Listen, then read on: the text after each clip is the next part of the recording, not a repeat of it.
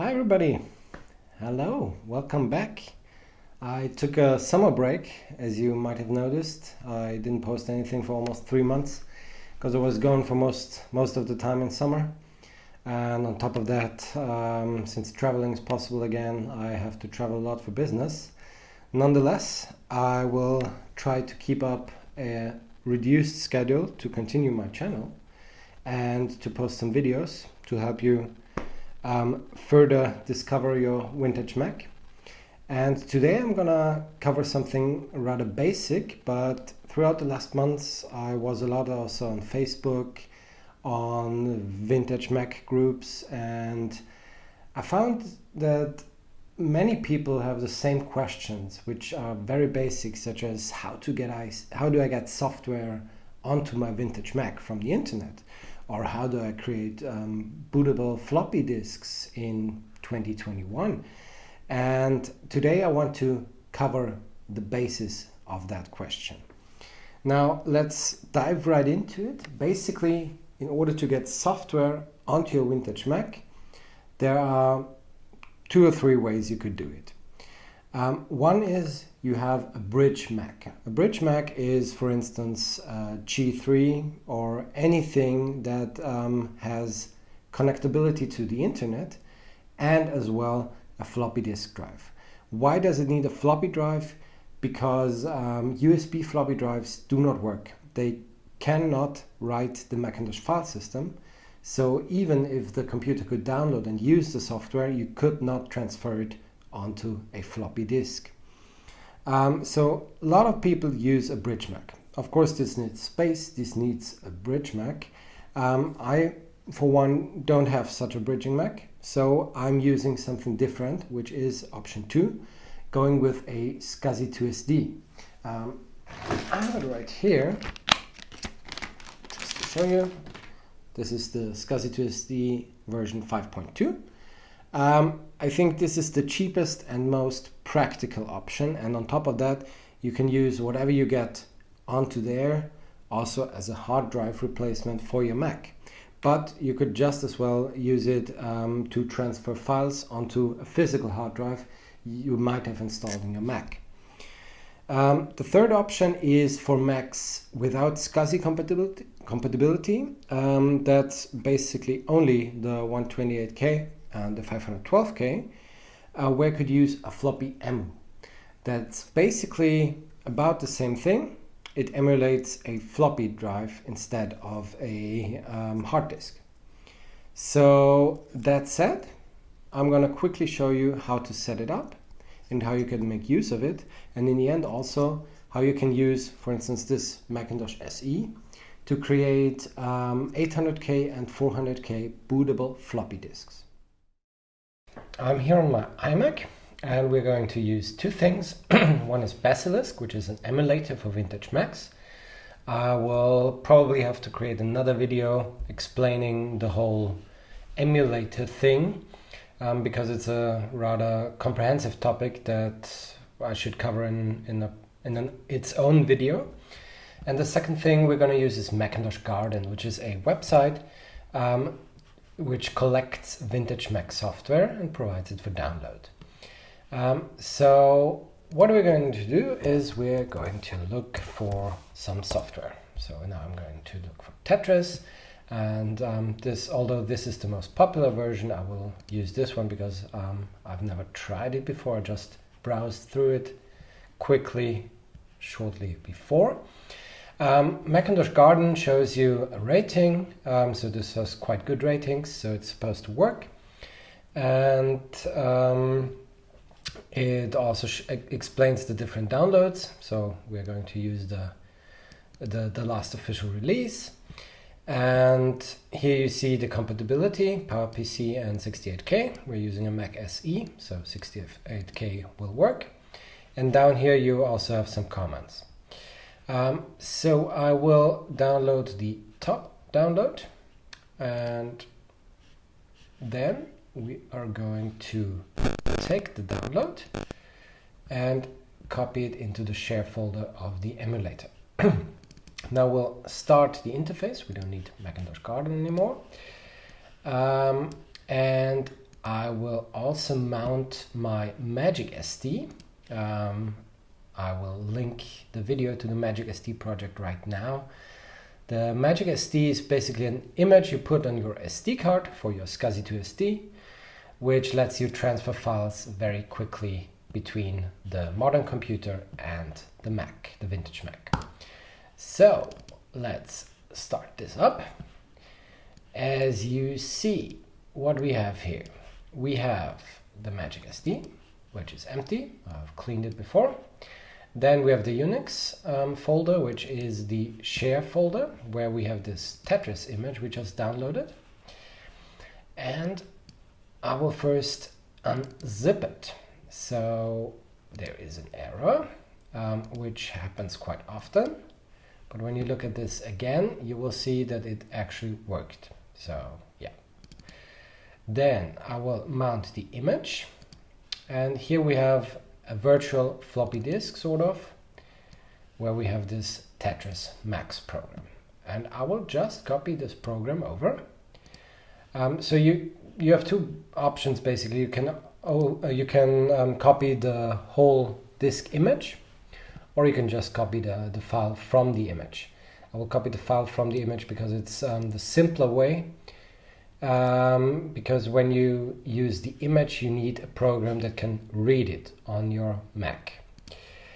Now, I'm also going to show you how to create bootable disks. So I will copy the System 1.1 400K system disk and the System 608 tools disk. And for that, I will just create a new folder here. Let's call it sys1, where I will put all the files from this disk. And I will create another folder. Let's call it sys6, where I will copy the contents of this folder. So that is done. And basically, just as an information, these are things I already had on my Basilisk emulator. These are backup copies I've created from my own boot disks. So you can also use emulators to save your software and preserve it in case something happens to a vintage Mac. And now I'm going to shut down this emulation, put the SD card into the SCSI2SD, and we're going to try it on the Mac SE. So first things first, to connect the SCSI2SD, I have created myself this external adapter thingy. This is basically an internal ribbon cable, which usually connects the internal hard drive. And I have bought a SCSI transformer, which is intended for an Amiga, and then use a gender changer in order to be able to put it on the external port of a Macintosh. And I'm going to put this in the back of my Mac, and then we're going to fire it up. All right, so I've booted my Mac. As you see, my Magic SD is here, and here we also have the folders we've just created on the SD card. So let's try this Tetris program first. Let's fire up Tetris Max, and there is not enough memory. Okay, this can happen. That's what I said in the beginning, that maybe you have to try other downloads or other tricks. I've learned already a couple of things throughout my time with vintage Macs. So I have another program called System Picker, which allows you to switch between systems. So what you need is several partitions with several system versions. So I have currently enabled System 755, which takes up a lot of resources. So I will switch to System 608, restart the computer, and then we'll check if this Tetris version will run under System 6. So that's how quickly you can change between systems. Tetris Max, unimplemented trap, restart. Okay, so apparently it doesn't like system 608 either.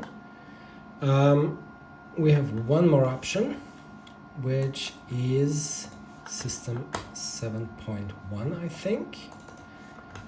So let's just try this and go to system 7.1.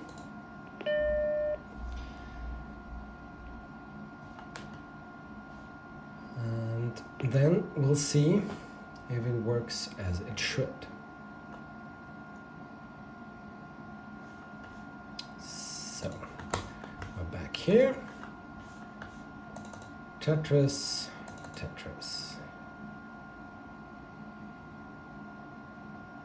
And that looks good.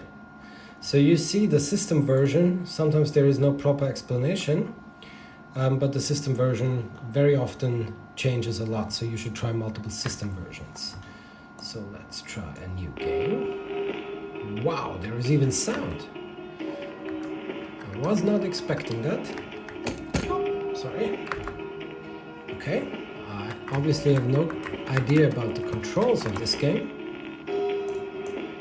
So let's pause it and let's see if we can, there we have changed the controls. Okay, so I want left, right.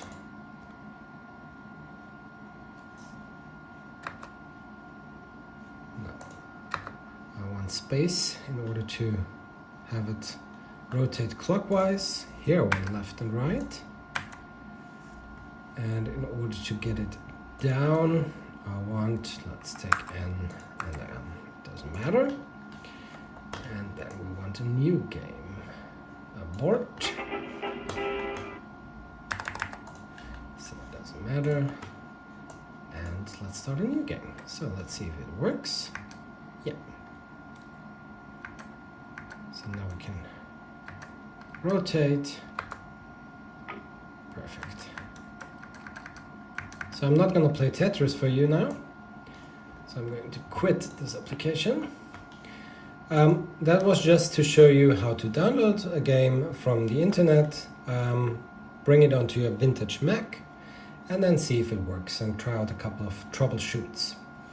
So now we're going to create System 1 and System 6 bootable floppy disks, and for that I will switch back to System 755. And since this takes a bit longer to load, I will just make a shortcut. And now I'm going to insert a floppy disk. I'm going to show you how to create bootable disks. Now this is the first disk we're going to try, and I'm going to erase it. And as you see, it will allow us to use the Macintosh 800K format or the Prodos 800K format, and we'll use this 800K disk for System 6. So let's call it System 6. So now it's creating the file system. Basically, this is what happens under System 7. So when you insert a floppy disk, it will give you the options correspondingly to the format of the floppy disk. So if I would use an SE30 or an SE with a high density floppy drive, I could also use 1.4 megabyte floppy disks and format them accordingly. The problem, so to say, is that we cannot use a different format for this very floppy disk. And I'm going to show you how to solve this and how to also create 400K disks with the same floppy. But first things first, it's verifying the format, creating the directory. And what we're going to do is we have the System 6 floppy disk here, and I'm going to copy the files from System 6 from the System Tools disk we've just copied from a computer onto this floppy disk. So let's wait just for a couple more seconds until it has copied all the files. And after that, I will create the System 1 400K disks with the same type of floppy disk. So as you see, this is a double-sided, double-density floppy disk, so an 800K. The only difference to 400K disks is that it's double-sided. So there's, you can read and write both sides, top and bottom. With 400K disks, they only have one side. But if you initialize a two-sided disk only one-sided, then you will have a 400K disk. So I will eject this System 6 disk we just created, and we're going to try it in a second. So let's use this disk. And again, if I would erase it, I only have the 800K options. So I don't want these options, so I'm using the same trick I've tried before. I'm using the system picker, and I'm switching to System 608. And when I insert the floppy disk now, it needs repairs, okay, for whatever reason. When I try to erase it now, it gives me the option to erase it one-sided or two-sided. So this one I will erase only one-sided because we want this 400K disk we've been talking about. This is necessary for the Mac 128K or the Mac 512K in its non-enhanced version, which both have only 400K disk drives, floppy drives, sorry. As you can probably tell, the formatting is also a bit quicker because it's, well, only formats one side. I will call this disk System 1. Oh, sorry. System 1. And just as before, I will copy the System 1 files onto this floppy disk. So let's put them here.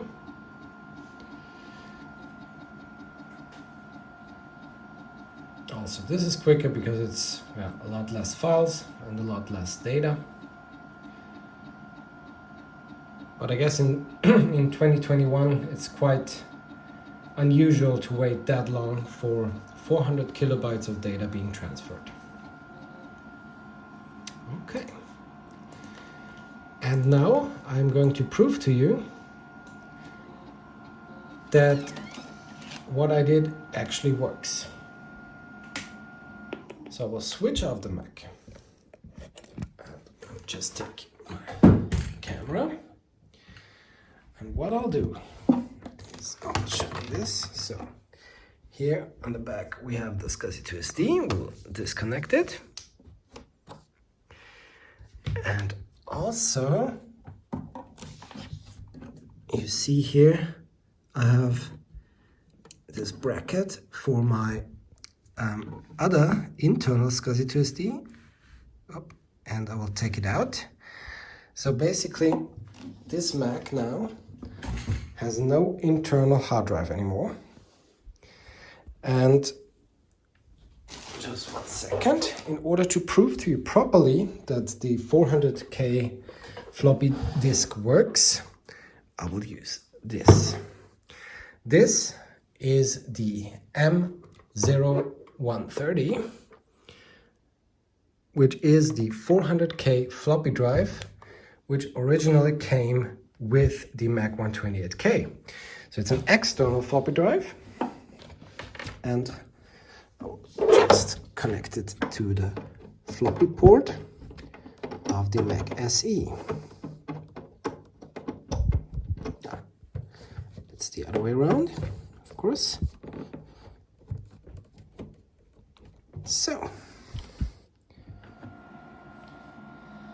Alright, I had to rearrange my camera again, but everything is set up. The Mac is restarting, and as you will see in a second, or right now, it will ask us for the floppy disk. Why does it do that? Because it cannot find an internal hard disk. So I will insert the floppy disk, and it will boot into System 6. So as you see, the 800K disk we created is booting successfully. And we have here the System 6. Now I will eject the disk, and then I will restart the computer, and then I will take the other floppy disk with System 1 and put it in the 400K external floppy drive.